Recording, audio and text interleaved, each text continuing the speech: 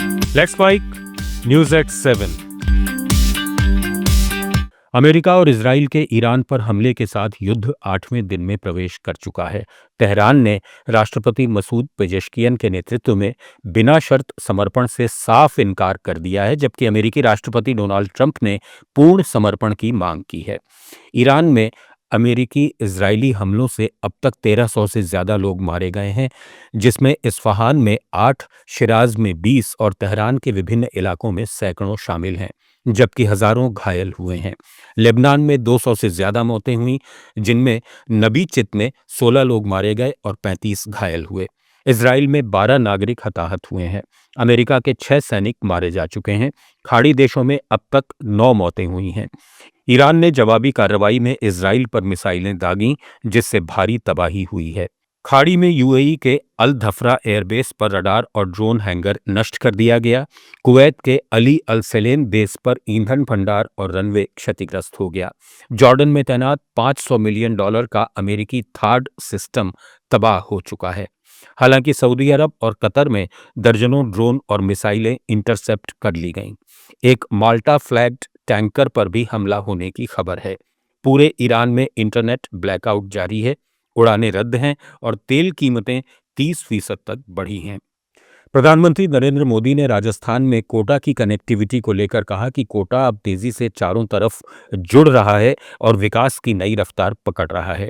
Amrit Bharat station योजना के तहत कोटा के प्रमुख रेलवे स्टेशनों को आधुनिक सुविधाओं से लैस किया जा रहा है, जिससे यात्रियों को विश्व स्तरीय अनुभव मिलेगा। पीएम मोदी ने कहा कि पिछले 11 साल में देश में एयरपोर्ट्स की संख्या में जबरदस्त इजाफा हुआ है। 2014 से पहले करीब 70 एयरपोर्ट थे, जो अब 160 से ज्यादा हो चुके हैं। नए एयरपोर्ट्स ने विकास को नई गति दी है और आम लोगों तक हवाई यात्रा पहुंचाई है। बीते 11 वर्षों में देश के अलग अलग हिस्सों में बने नए एयरपोर्ट्स ने विकास को नई गति दी है। 2014 से पहले देश में 70 के करीब एयरपोर्ट ही बने थे। आज यह संख्या बढ़कर 160 से ज्यादा हो गई है।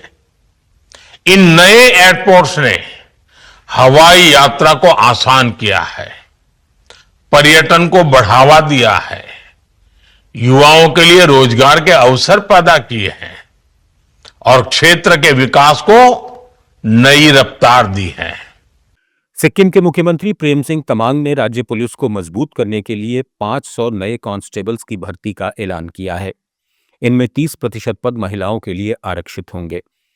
मंगले में 3rd इंडियन रिजर्व बटालियन के 18वें रेजिंग डे समारोह में मुख्यमंत्री ने कहा कि पुलिस की सबसे बड़ी जिम्मेदारी राज्य में कानून व्यवस्था बनाए रखना और समाज को शांति के खिलाफ काम करने वाले तत्वों से सुरक्षित रखना है।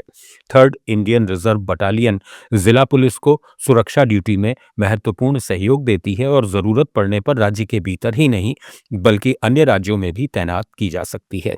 समारोह के दौरान मुख्यमंत्री ने बटालियन के नए प्रशासनिक भवन तीस्ता कमांड ब्लॉक का उद्घाटन भी किया। असम में विपक्षी दलों के गठबंधन की चर्चाओं के बीच रायजोर दल के प्रमुख अखिल गोगोई ने सोशल मीडिया पर एक संदेश पोस्ट किया, जिसमें असमिया में लिखा था कि अंतिम प्रयास भी विफल रहा। ये पोस्ट कांग्रेस के साथ संभावित गठजोड़ की बातों के समय आया, जब कांग्रेस ने मार्क्सवादी कम्युनिस्ट पार्टी, असम जातीय परिषद और ऑल पार्टी हिल लीडर्स कॉन्फ्रेंस के साथ राज्यव्यापी संयुक्त अभियान शुरू करने की घोषणा की है। इधर कांग्रेस अध्यक्ष गौरव गोगोई ने कहा कि रायजोर समेत कई दलों से बातचीत जारी है और द्वार खुले हैं। अप्रैल मध्य में होने वाले विधानसभा चुनाव से पहले सीट बंटवारे पर भी अभी सहमति नहीं बनी है। मुख्य चुनाव आयुक्त ज्ञानेश कुमार ने केरल के आगामी विधानसभा चुनाव की तैयारियों की समीक्षा के दौरान कहा कि हमारी सभी पॉलिटिकल पार्टियों से डिटेल बातचीत हुई। हम केरल के यूथ से भी मिले, जो कि इस बार आने वाले चुनाव में केरल के लिए वोट देने वाले हैं। उन्होंने कोच्चि में समीक्षा बैठक में कहा कि मैं लिटरेसी क्लब और उन युवा लड़के और लड़कियों की भी तारीफ करता हूं, जिनसे हम यहां आने से पहले बाहर मिले थे। हम अपने बूथ लेवल ऑफिसर्स की कड़ी मेहनत की तारीफ करते हैं। केरल ने दुनिया के कई हिस्सों को लोकतंत्र का असली मतलब सिखाया है। न्यूज़ एट 7 में फिलहाल इतना ही। जुड़े रहिए लेट्स माइक के साथ।